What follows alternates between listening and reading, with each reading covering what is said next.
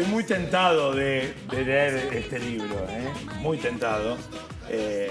Fake News, Trolls y otros encantos. Natalia Aruguete nos visita. ¿Qué tal, Natalia? ¿Cómo te va? ¿Qué tal? ¿Cómo estás? Ya que yo siempre entiendo el concepto troll, que ahora nos lo vas a, lógicamente lo investigaste, pero a veces es como, ay, los trolls de Macri me dijeron tal cosa. Y vos decís, ¿y qué dijiste? Y en una de esas, no digo que lo sea, pero en una de esas, uno puede escribir una boludez gigante y que no sean todos trolls. El concepto de quien me critica es troll de a quien critico. Y no nos fijamos en la crítica. Claro. Tampoco. Bueno, ahí también lo que uno tendría que mirar es el nivel de polarización en el que estamos sumidos, que hace que todo lo que no acuerde con nosotros... Pero no se repite, Natalia, en términos generales, ¿no? Yo hablando en términos generales de fake news, de trolls y demás. No es algo que se repita, digo... Si yo soy fan de Britney Spears y vos sos fan del padre de Britney Spears, ya, o sea, los temas que agrietan, no es una cuestión de, bueno, mira, estamos hablando sobre un cuadro y yo digo una cosa, vos decís otra, bueno, no importa, pero podemos tener onda de todas formas. Es más fácil tener onda en el cuadro que cuando hablamos de política. Que cuando hablamos de algo que agriete. Porque que agriete, no solamente la política. ¿Sos de los que están del lado de la familia de Britney Spears o de los que están del lado de Britney Spears? Bueno, el problema es cuando incluso los problemas sociales o los problemas supuestamente que no agrietan, empiezan a agrietar también, claro, porque quedan subordinados a la grieta como la grieta más político-partidaria como vector que explica todo lo demás. ¿Cómo podríamos armar un árbol genealógico de la fake news? Digo, me parece que la fake news en órdenes de, como vos decís, ¿no? Trolls y redes sociales, me mostrás Twitter, Facebook, la proliferación de lo virtual, me parece que es más reguero de pólvora que la fake news. Entonces, a veces cuento... En otra época. A veces cuento, claro, que cuando trabajaba en la vieja Rock and Pop de verano 270, había un canillita que gritaba extra, extra, cayó Pinochet, extra, extra. Y la gente iba y le compraba el diario y no había la noticia esa. Pero bueno, el pibe... Bueno, la historia de las noticias falsas es tan vieja como el pasquín mismo, ¿no? Uno lo que ve hoy como fenómeno es que la velocidad en la generación, circulación y propagación de contenidos de distinto tipo hace que esto se propague de maneras mucho más veloces y mucho más expansivas que en otro momento. Uno tendría en ese punto, digamos, tomando lo que vos preguntabas sobre los trolls y la insistencia en la preocupación sobre las fake news, uno tendría que distinguir allí entre lo que es una fake news y lo que es una noticia falsa. Bien. No es una la traducción no es lo mismo. No, okay. El problema es que nosotros en el castellano traducimos todo como lo mismo, pero en el idioma inglés se entiende como fake news y false news. Ok. Falsas. Bien. Y fake. La fake news tiene que ver con una operación política que utiliza falsedades, tergiversaciones, descontextualizaciones de manera deliberada para dos objetivos: o generar un daño en algún adversario o en algún sector al que se quiere dañar, o dar visibilidad a un tema en el que vos tenés una ventaja. Okay. Por eso lo utilizaba mucho Donald Trump. Exactamente. Fake news, porque era de política, tenía que ver. Sí, y lo que usaba mucho Donald Trump como uno de los objetivos de generar fake news era el de dar visibilidad, por ejemplo, a la idea de un fraude. Entonces, él estuvo 6 meses insistiendo con un fraude de manera deliberada como una operación política, porque lo que hizo fue instalar en una gran parte de los votantes, que aún hoy, dentro de los votantes republicanos, tenés incluso un mayor crecimiento de gente que cree que hubo fraude. Miente y algo que hará. Claro, pero vigente. Digo, en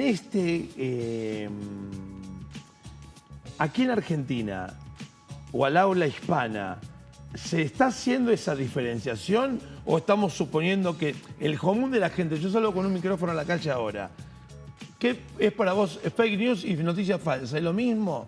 Me van a decir que sí. Bueno. Y se interpreta, porque si no también digo, bueno, hay mucha fake news dando vuelta y estaría diciendo algo mal. Una noticia falsa es una cosa y el fake news es un sistema. Lo que ocurre que yo creo que en ese punto, digamos, por supuesto no está extendida esta distinción. Creo que en ese punto hay dos cuestiones. Por un lado, un desconocimiento respecto de la diferencia y por otro lado, una tendencia a pensar que toda falsedad está intencionalmente motivada, ¿no? Ok.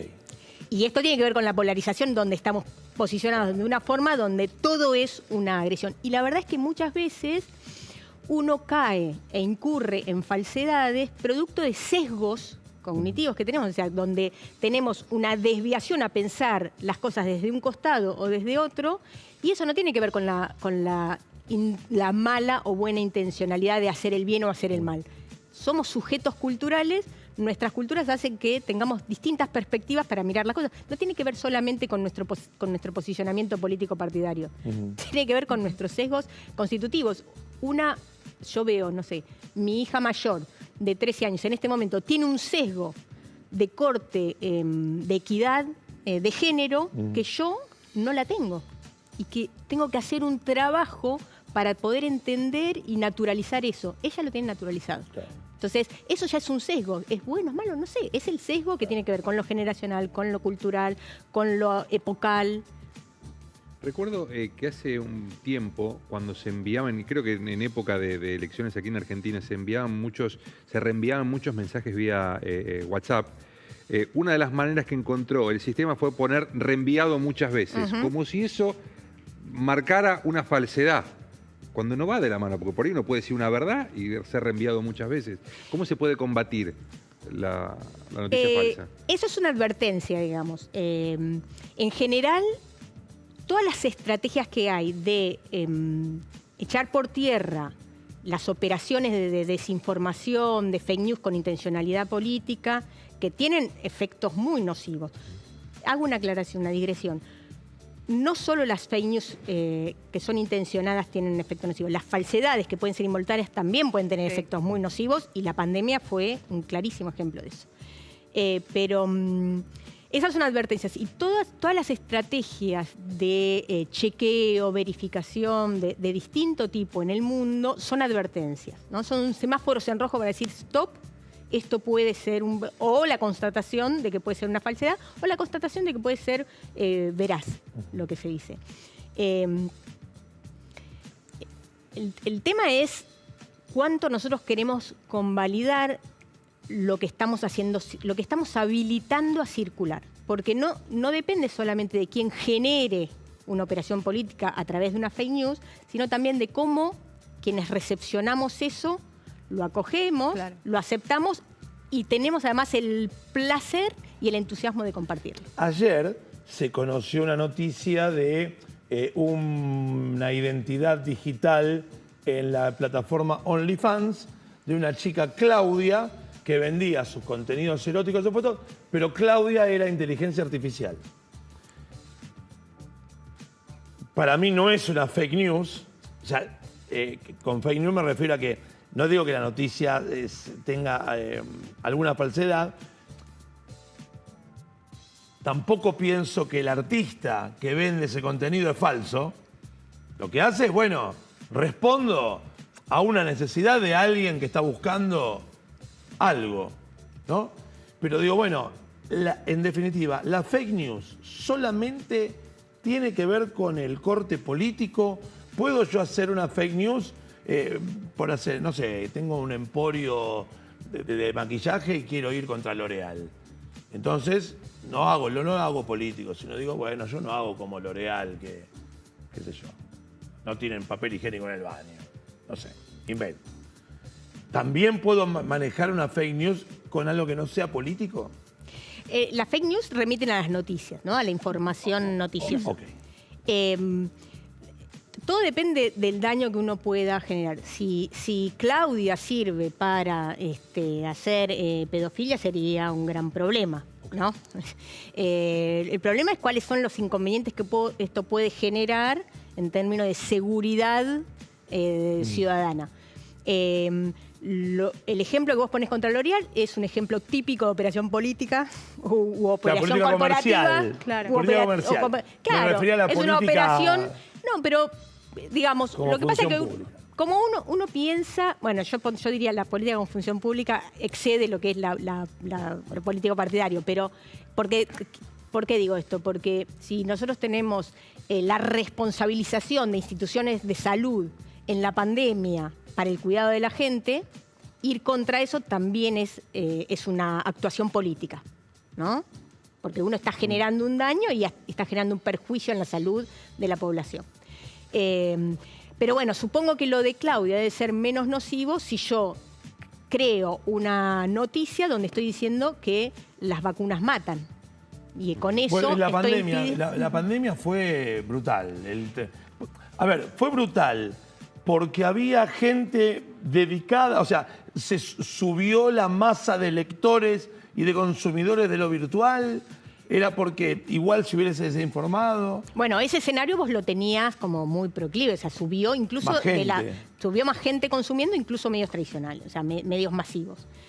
Porque necesitaban informarse y orientarse en el marco de una incertidumbre muy importante. Ahora, en el caso de la Argentina, los grupos que querían generar daños, tergiversaciones y mala información respecto de cuestiones sanitarias eran más marginales de lo que lograron tener en otros países. O sea, Estados Unidos, pues tenías regiones republicanas donde la gente no se vacunaba, no se cuidaba, tenía mayores niveles y además tenías un presidente que estaba antivacuna, que estaba alentando a la gente a no cuidarse. Lo propio ocurría en Brasil con Bolsonaro, sí, ¿no? Que despreciaba absolutamente y hablaba de gripeciña. No solamente, fíjate lo que es un maltrato, ¿no? Que también hay que incluir, no solamente las fake news estrictamente, sino la violencia digital que puede haber incluso en boca de un mandatario que tiene la actuación de un troll. Porque el troll no es solamente la cuenta falsa. Un troll es alguien que ataca. Bolsonaro era el troll perfecto, institucional. Trump era el troll perfecto, institucional. Y lo que decía Bolsonaro es, no hay que ser un país de maricas, mirá el nivel de ofensiva que tenía, y además la prensa no tiene que ser tan histérica en la cobertura de la pandemia. Contame de Mr. Tucker, con quien abrís el primer capítulo de Fake News, Trolls y otros encantos. ¿Me lo puedo quedar este? Obvio. ¡Vamos! Lo que pasa con Mr. Tucker es el ejemplo perfecto de alguien que, producto de su sesgo, incurre en una falsedad involuntaria que después se dispara gracias a que accionan Trump, el Breitbart News, que es un medio de derecha en Estados Unidos muy, muy potente. Lo que ocurre con Mr. Tucker es que él está llegando a su casa, ve una fila de autobuses y cerca de allí ve a gente manifestándose en contra de la elección donde había ganado Trump. Entonces, Mr. Tucker dice, esta manifestación no es tan orgánica, no es tan espontánea, como diríamos en Argentina, ya le dicen orgánica, no es tan orgánica como parece, porque todos estos autobuses la trajeron. Publica en redes sociales y se dispara, se viraliza de una manera infernal. El New York Times empieza a investigar y otros medios también, y lo que había ocurrido es que esos autobuses habían trasladado a 3.000 profesionales a un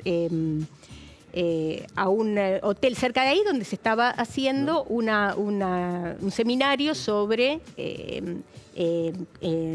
colaboración tecnológica. Cuando Mr. Tucker se da cuenta de su propio sesgo, de su confusión, publica una retractación y esa retractación tiene 4 likes y 7 retweets.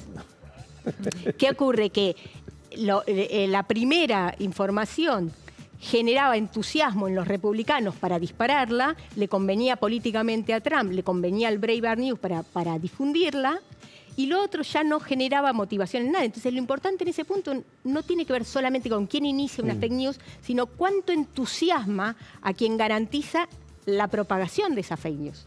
Y esos somos los del común, somos nosotros. Natalia, te agradezco enormemente, lo quiero mostrar de nuevo porque aparte, Celeste y Blanco garpa, como loco.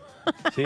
No, es un libro que me dieron ganas de leerlo ya porque me gusta mucho la combinación. Natalia, muchísimas gracias, gracias por a ustedes. visitarnos.